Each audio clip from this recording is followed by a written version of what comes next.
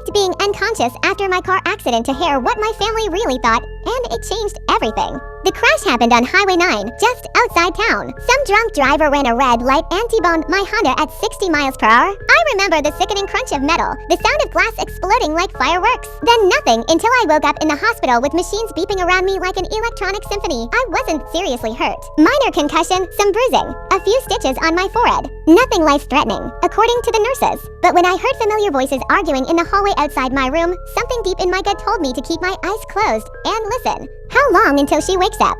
That was Dad's voice, strained and tired. Could be any time now, the doctor replied professionally. She's stable, very lucky, considering the severity of the impact. Head injuries are unpredictable, but her scans look good. Then I heard Mom's distinctive heels clicking against the linoleum as she entered the room. Dad followed, along with my older brother Tyler. I could smell Mom's expensive perfume mixed with the antiseptic hospital smell. Well, Mom said, her voice unusually cold and businesslike. At least now we know the truth. Know what? Tyler asked, confusion evident in his tone. Dad cleared his throat nervously. About the will. Your grandmother's will. My blood went cold. What will? Grandma Ruth had died just last month, and while I knew there'd been some family meetings about her estate, no one had mentioned anything about a will specifically naming me. Your grandmother left everything to Callie, Mom continued, and I could hear the bitterness creeping into her voice. The house, the investments, the life insurance, all of it. We found the papers in her safe deposit box yesterday when the lawyer finally let us in. I've been wondering why they seemed so secretive and concerned about Grandma Ruth's estate since her funeral. She'd always been closest to me. We'd spent every Saturday together for years, baking cookies and talking about books.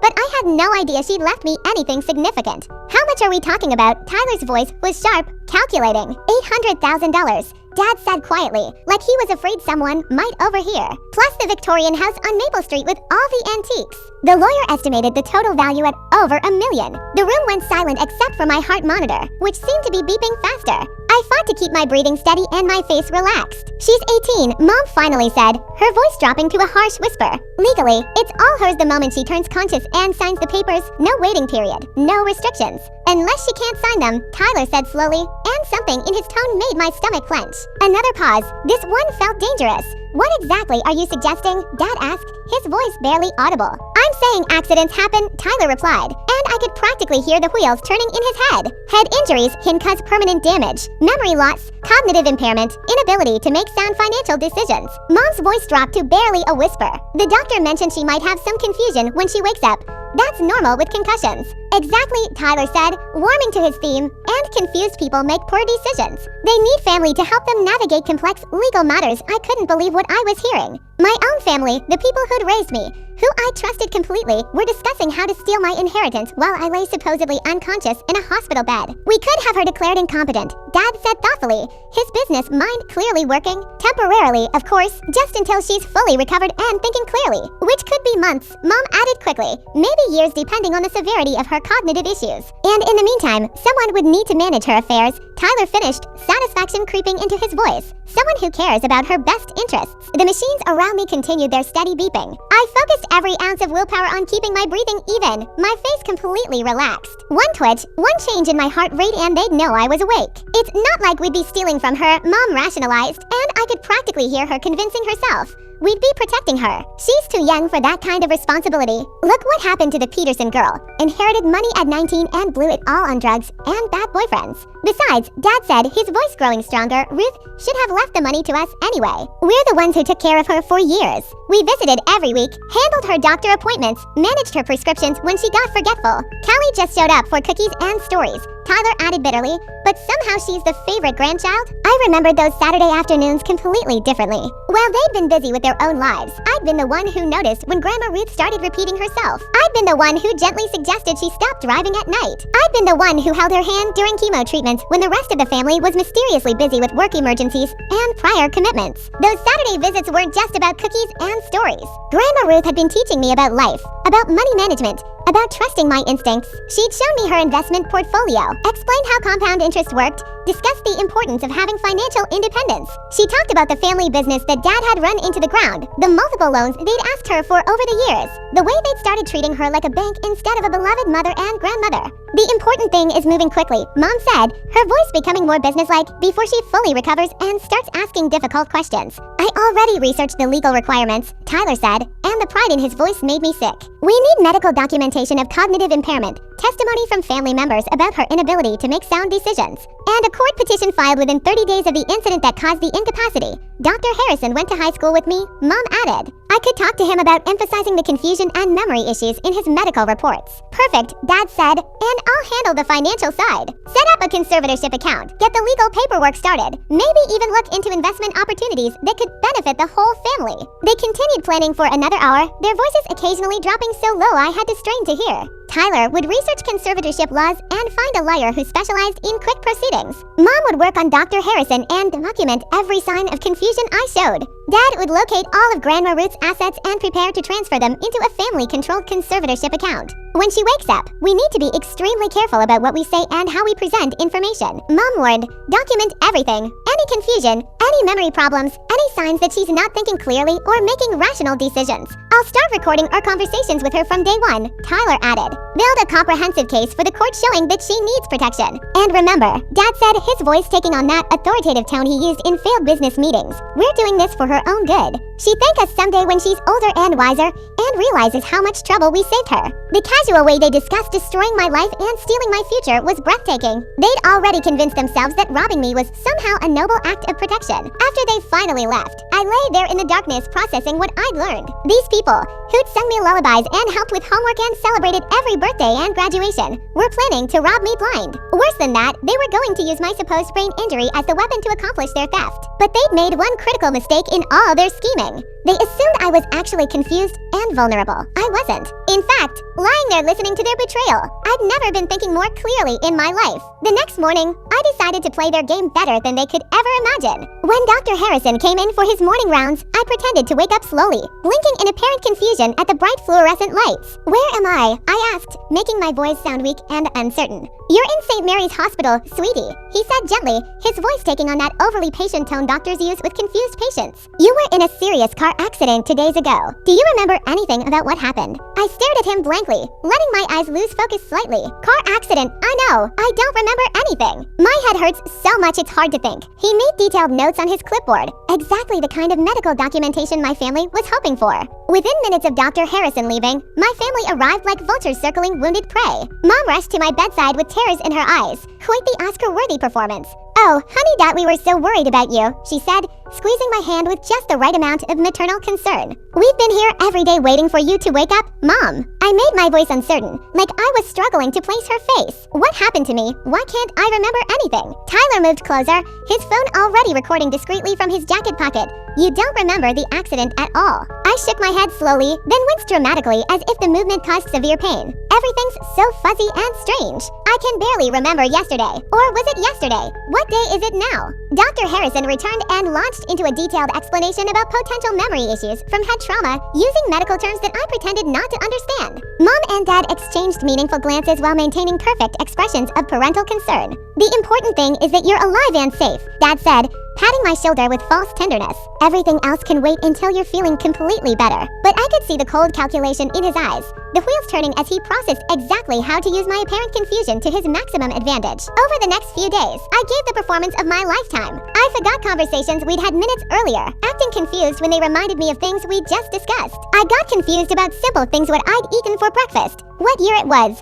why I was in the hospital, whether I'd already taken my medication. I acted completely overwhelmed whenever they mentioned anything involving paperwork, legal documents, or financial decisions. There are some important things we need to discuss about your grandmother's estate, Mom said carefully on the third day, watching my reaction like a scientist setting lab results. Grandma Ruth, I said, my voice small and confused. Is she okay? I feel like something bad happened, but I can't remember what. She passed away last month, sweetheart, Dad said gently, his voice dripping with false sympathy. You were at the funeral, remember? You gave a beautiful speech about all those Saturday afternoons you spent together. I shook my head, tears filling my eyes, real ones this time, because thinking about Grandma Ruth's death and funeral still caused genuine pain. I don't remember any of that. Why can't I remember such an important thing? It's perfectly normal, Tyler said, his voice soothing, while his phone continued recording my emotional breakdown. The doctors explained that memory problems are completely expected, after head injuries. Don't worry about anything complicated right now. But there are some papers that need to be signed, Mom added delicately. Important legal things related to Grandma Ruth's estate.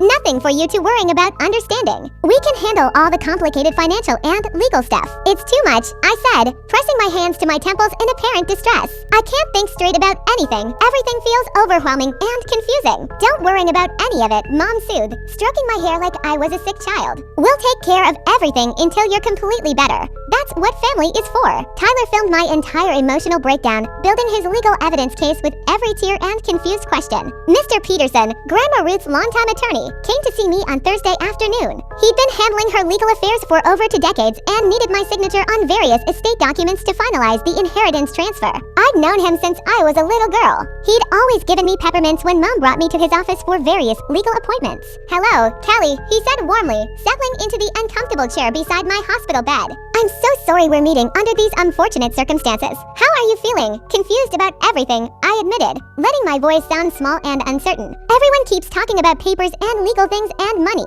but I don't understand any of it. Mr. Peterson pulled out a thick folder and began methodically explaining Grandma Ruth's will. The substantial cash inheritance, the valuable Victorian house, the diversified investment portfolio. My family watched my reaction like hawks, ready to pounce on any sign of confusion or inability to comprehend complex financial information. That's so much money, I said, looking at the numbers with apparent bewilderment and fear. I'm just 18 years old. I don't know anything about managing money or investments or owning property. What am I supposed to do with a whole house? Perhaps, Mom interjected carefully, her voice full of false concern. It would be better if someone more experienced and financially savvy handled these complicated matters until Callie is fully recovered. Mr. Peterson frowned deeply, his bushy eyebrows drawing together. Are you suggesting some kind of formal guardianship or conservatorship arrangement? Just temporarily. Dad jumped in quickly, his business voice smooth and reasonable, until she's thinking clearly again and can make informed decisions. We don't want her to make any choices she might regret later when her mind is clearer. The doctor said her confusion and memory problems could last for months, Tyler added helpfully,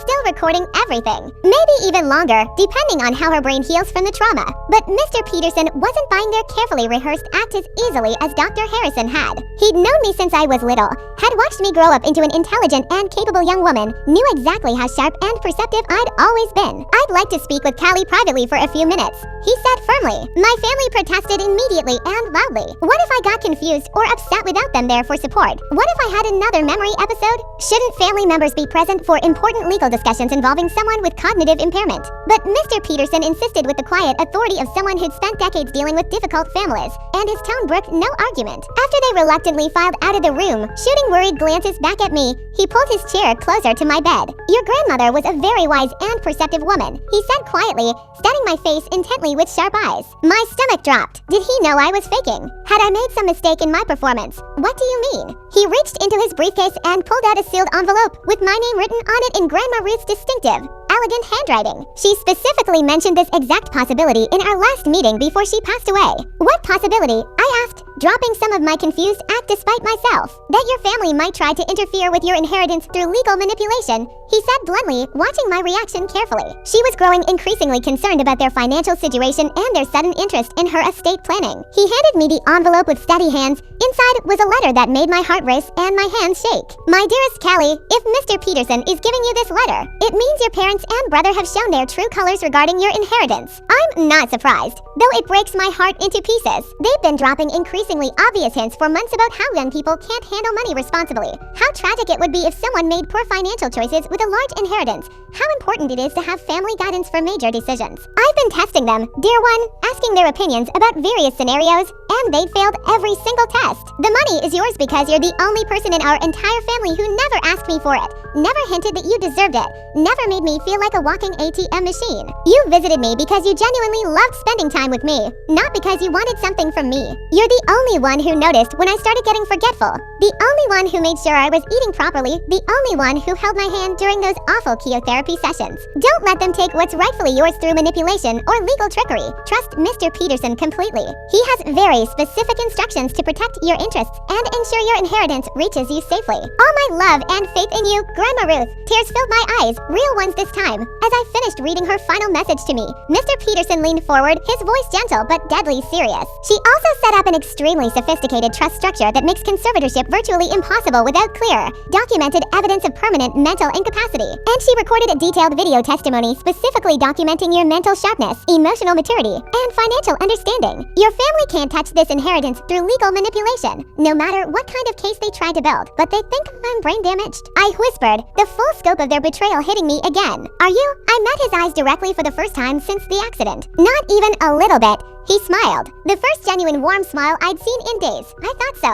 Your grandmother said you were the smartest and most perceptive person in the family with better instincts than people twice your age. What do you want to do about this situation? That night, alone in my hospital room with machines beeping softly around me, I made my decision. I'd continue the charade just long enough to hear everything they were planning in complete detail. Then I'd make them pay for their betrayal in the most devastating way possible. The next day, Tyler arrived with legal documents he'd obviously printed from some sketchy online legal website. The papers looked official enough to fool someone who was actually confused, but I could see they were basic conservatorship forms that would give him complete control over my finances and legal decisions. These will help protect you and your future, he said, pointing to signature lines with an expensive pen. Just some simple paperwork that lets the family help manage complicated things while you recover your full mental capacity. I pretended to read the documents with great difficulty, moving my lips slightly and looking completely overwhelmed by the legal language and technical terms. I trust you completely, I said finally, picking up the pen with a visibly shaking hand. Mom practically held her breath. Dad moved closer, ready to witness my signature.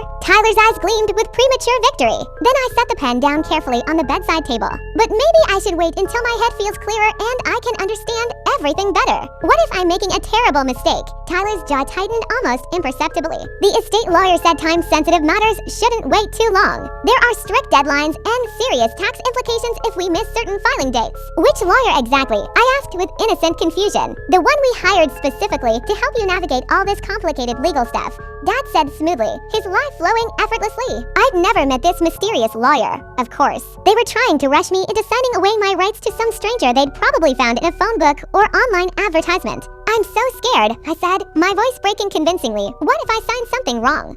What if I make a choice that somehow hurts our family financially? That's exactly why you need us to help guide you through this, Mom said, taking my hand in both of hers. We love you more than anything. We'll never let anything bad happen to you. The crushing irony was suffocating. They were literally planning to rob me blind while claiming to protect me from harm. That afternoon, while they thought I was napping peacefully, I heard them arguing in increasingly heated whispers outside my room. She's not signing anything, Tyler hissed, frustration clear in his voice. We need to push much harder or find a completely different approach. If we're too aggressive about it, that Peterson lawyer will definitely get suspicious. Dad warned he's already asking too many probing questions about our motivations. Then what's our alternative? Mom asked anxiously. Just sit around waiting indefinitely while she recovers and realizes exactly what she's inheriting. Maybe she won't recover, Tyler said, his tone turning dark and genuinely dangerous. Head injuries are notoriously unpredictable. Sometimes people never get back to their baseline cognitive function. The way he said it made my skin crawl with terror. There was something calculating and cold in his voice, something that went far beyond hoping for my natural confusion to continue indefinitely. What exactly are you suggesting? Dad's voice was barely audible. I'm suggesting we stop waiting passively for nature to take its course and start helping it along in the right direction, Tyler replied ominously. Silence stretched between them, heavy with terrifying implications. Tyler, that's Mom started, but her voice trailed off uncertainly. That's what, he cut her off sharply. Smart, necessary, practical. She's standing directly between us and over $1 million. Do you want to go back to living paycheck to paycheck while she buys designer clothes and travels around the world? She's your sister, Mom whispered, but even she sounded uncertain and conflicted. She's a spoiled brat who never appreciated anything she had. Tyler snapped viciously. Grandma Ruth turned her into a precious little princess while the rest of us struggled financially. Well, now it's our turn to benefit. But if something actually happened to her? Dad's voice was troubled, but not horrified. Accidents happen all the time in hospitals, Tyler said with chilling coldness. Medication errors, equipment malfunctions, unexpected complications from head injuries, very tragic. But these things occur regularly. The insurance money from her accident would be quite significant too, Mom added quietly. And my blood turned to absolute ice. They were discussing my death like a routine business transaction. Exactly right, Tyler said approvingly. Plus, If she dies before signing any inheritance papers, the estate automatically goes to the next of kin according to standard state law, which would be yes. Dad concluded with satisfaction. The nurse rotation changes at midnight, Tyler continued, his voice dropping to barely a whisper. There's usually a significant gap between rounds around 2 a.m., more than enough time to ensure her condition takes a sudden turn for the worse. I lay frozen in my bed, every muscle tensed with absolute terror. They weren't just planning to steal from me anymore. They were actively discussing murdering me for insurance money and inheritance rights. What about all the monitoring equipment? Mom asked, and I realized with horror that she was fully on board with their murder plan. I've been carefully watching the patterns for days, Tyler said with obvious pride. Temporary disconnections happen constantly. Patients moving around, loose connections, equipment malfunctions. By the time anyone responds to the alarms, it would be far too late to save her, and her existing condition would make it look completely natural. Dad added thoughtfully, head injury victims can deteriorate suddenly without warning. Exactly. Very sad, very believable, very convenient for everyone involved. My heart was pounding so violently I was terrified they could hear it through the walls. I had to escape before 2 a.m., but how could I get away without revealing that I'd been conscious and listening to every word they'd said? They talked for another 20 minutes, refining their horrible plan with business-like efficiency. Tyler would handle the technical aspects. He'd been researching which medications could cause cardiac arrest when administered incorrectly. Mom would create a distraction to ensure the nurses were occupied elsewhere during the critical time window. Dad would establish a perfect alibi by being visibly present in the family waiting area when the tragedy occurred. Tomorrow night, Tyler said finally with cold determination, we'll do it tomorrow night. That gives us exactly enough time to prepare properly and ensures we're not rushing anything important. After they finally left, I lay in the darkness with my mind racing between terror and desperate planning. I had less than 24 hours to figure out how to save my own life without exposing that I'd been listening to every detail of their murder plot. Around 11 p.m., when the hospital grew quiet and the overnight nurses settled into their predictable routines, I carefully removed my monitoring devices one by one and slipped out of bed. I'd been secretly practicing moving normally when no one was watching, so I knew I could walk without the confusion and weakness I'd been displaying during the day. I found a phone at the nurses' station and called Mr. Peterson's emergency line with trembling fingers. I need help immediately, I whispered, my voice shaking with genuine terror. They're planning to murder me tomorrow night. What, Kelly? Is that you? Where are you calling from? I'm at the hospital, but they think I'm unconscious. They've been planning to steal my inheritance, but now they want to kill me for the insurance money too. I'm calling the police right now, he said, his voice sharp with alarm. Can you get somewhere safe until they arrive? I think so, but Mr. Peterson, I need you to know that I've been awake this whole time. I heard every single conversation they had. I've been pretending to be confused because I wanted to know exactly what they were really planning. Smart girl, he said with obvious pride. Your grandmother would be incredibly proud of your quick thinking. Stay exactly where you are while I conference in Detective Morrison. 20 minutes later,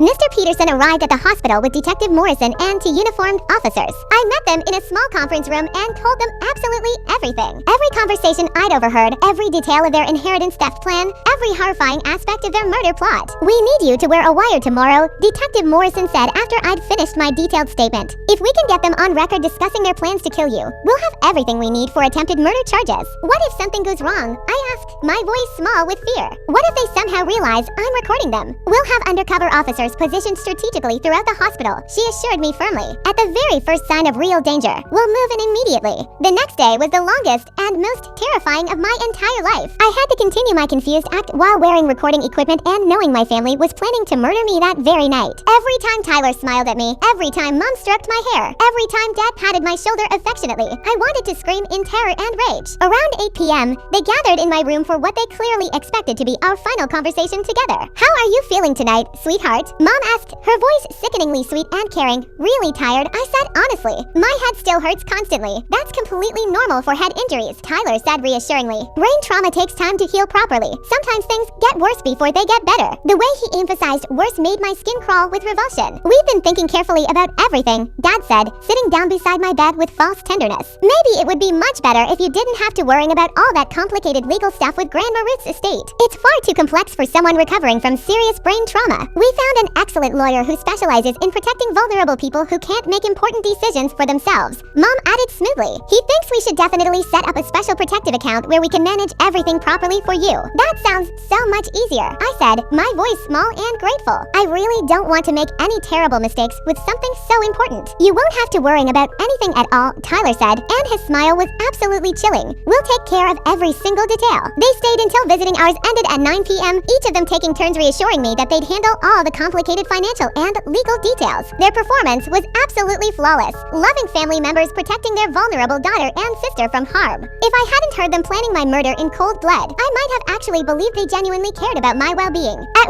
1:45 a.m., Tyler returned to my room wearing scrubs he'd obviously stolen from a supply closet. He moved with practiced quiet, clearly expecting me to be unconscious and helpless. The undercover officer posing as a night custodian was mopping floors nearby, ready to intervene if absolutely necessary. "Callie," Tyler whispered softly, approaching my bed like a predator. "Are you awake?" I kept my breathing steady and my eyes closed, fighting every instinct to run screaming. He began systematically disconnecting my monitoring equipment just exactly as he described in his detailed plan. Then he pulled a syringe from his pocket. Whatever he intended to inject me with would look like a natural complication from my head injury. "I'm genuinely sorry it has to be this way," he whispered, and for just a moment he almost sounded truly sad. "But you never really appreciated what you had anyway." As he reached for my foreline with the deadly syringe, Detective Morrison and 3 officers burst through the door with weapons drawn. "Police, step away from the patient immediately." Tyler's face went through shock, absolute terror, and then pure rage in rapid succession. "This isn't what it looks like," he said desperately, still holding the syringe that would have killed me. "It looks exactly like attempted murder," Detective Morrison said coldly, which is precisely what we expected. "Since we have you on tape planning this for the last 2 days, they arrested him on the spot while he screamed about frame-ups and misunderstandings. Mom and Dad were picked up at home an hour later. The police had been monitoring them too, and they'd been discussing their alibis and celebration plans via text messages throughout the evening. The trial lasted for months and made national news as one of the most shocking cases of family betrayal in recent memory.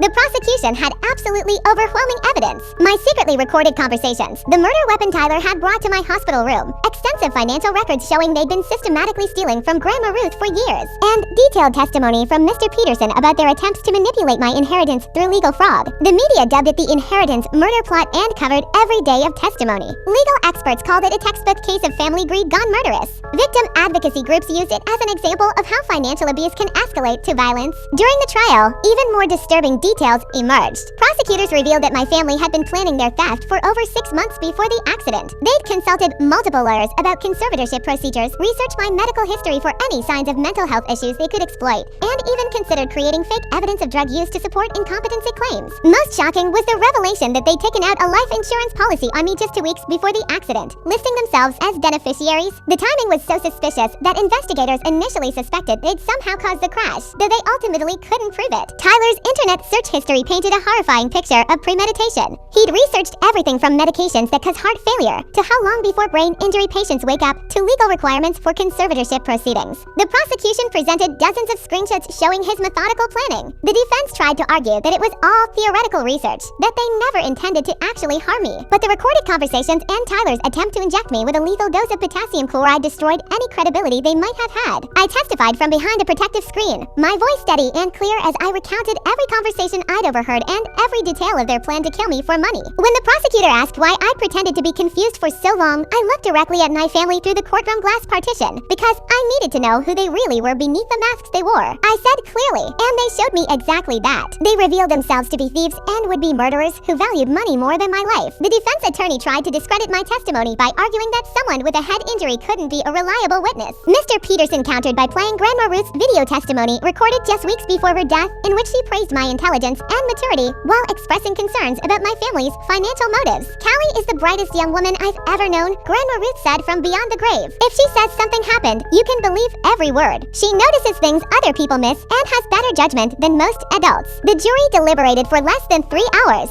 Tyler was convicted of attempted first-degree murder, conspiracy to commit murder, elder financial abuse, and fraud. He received 15 years to life. Mom and Dad were convicted of conspiracy to commit murder, elder abuse for systematically stealing from Grandma Ruth, attempted fraud, and conspiracy to commit fraud. They each received 8 to 12 years in state prison. The judge called it one of the most disturbing and heartbreaking cases of family betrayal he'd encountered in 30 years on the bench. He specifically noted that the level of planning and premeditation made their crimes particularly heinous. The defendants attempted to murder their own daughter and sister for financial gain. Judge Martinez said during sentencing, "This represents a level of moral bankruptcy that shocks the conscience of this court." The inheritance was released to me immediately after the trial concluded. I used a substantial portion to finish college completely debt-free and establish a non-profit organization specifically helping family violence victims and financial abuse survivors. I invested the rest exactly as Grandma Ruth had taught me during our precious weekend coffee dates. Diversified, conservative, focused on long-term growth rather than quick gains. The non-profit, which I named the Ruth Foundation for family's safety grew rapidly. Within 2 years, we were operating shelters in 3 states and providing legal assistance to hundreds of victims annually. My story became part of our awareness campaigns, showing how financial abuse can escalate to life-threatening violence. I spoke at conferences across the country, sharing my experience and teaching others to recognize the warning signs of family financial manipulation. Law enforcement agencies invited me to train officers on inheritance-related crimes. Medical professionals learned how to identify patients who might be vulnerable to family exploitation. The media attention was overwhelming at first. I did interviews with major news outlets, appeared on true crime podcasts, and even consulted on a documentary about family betrayal. Every story emphasized the same message: trust your instincts, protect your assets, and remember that blood relation doesn't guarantee loyalty. I kept the Victorian house on Maple Street and turned Grandma Ruth's old sewing room into a comfortable office where I work as a full-time victim advocate. Every morning, I sit in the same rocking chair where she used to tell me stories about standing up for yourself, trusting your instincts, and never letting people take advantage of your kindness. She'd been absolutely right about everything, including my family's true nature hidden beneath their loving facade. 3 years after the trial, Tyler was stabbed by another inmate during a prison riot and spent 2 months in the prison hospital fighting for his life. Mom wrote me a heartbreaking letter asking if I'd visit him, claiming he'd found religion behind bars and desperately wanted to apologize for his actions. I never responded to her letter.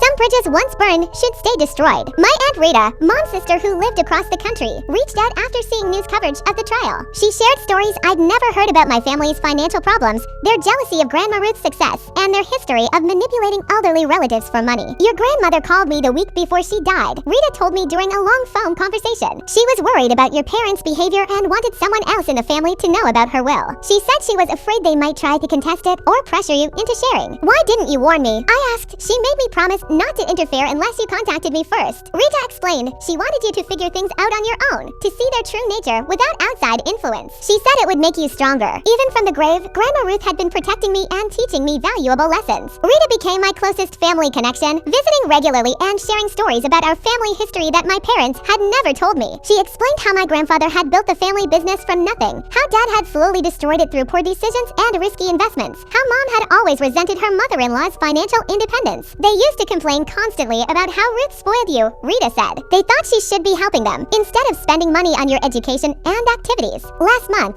Dad was released on parole after serving his minimum sentence for good behavior. He showed up at my victim advocacy office, gray-haired and hollow-eyed, begging desperately for forgiveness and claiming he'd learned from his mistakes. You completely destroyed our entire family, he said, tears streaming down his weathered face. We made some terrible mistakes, but we never would have actually gone through with it. Tyler was just upset and talking crazy because he was scared about money. I looked at him calmly from behind my desk, surrounded by awards from victim advocacy organizations and photos from college graduation. You brought a syringe full of poison to my hospital room at 2 a.m. with the specific intention of murdering me. That wasn't crazy talk or empty threats. That was attempted murder. And only police intervention saved my life. But we're still family, he pleaded desperately. Blood is thicker than water. Your grandmother would want us to forgive each other and move forward together. Grandma Ruth left me that inheritance specifically because she knew exactly what kind of people you were. I replied firmly. She saw your true nature and your greed long before I did. She was protecting me from you. He tried to grab my hands across the desk, his desperation palpable. You can't live your whole life holding grudges against family. Bitterness and anger will destroy you from the inside. I'm not bitter or angry, I said, standing up and walking calmly to the door. I am protected and educated about the reality of toxic relationships. There's a crucial difference. As building security escorted him from the premises, he turned back one final time. You'll regret this decision someday, he called out, his voice breaking with emotion. Family is everything in this world. When you're old and alone, you'll wish you had forgiven us. I closed the door firmly and locked it behind me. He was completely wrong about family being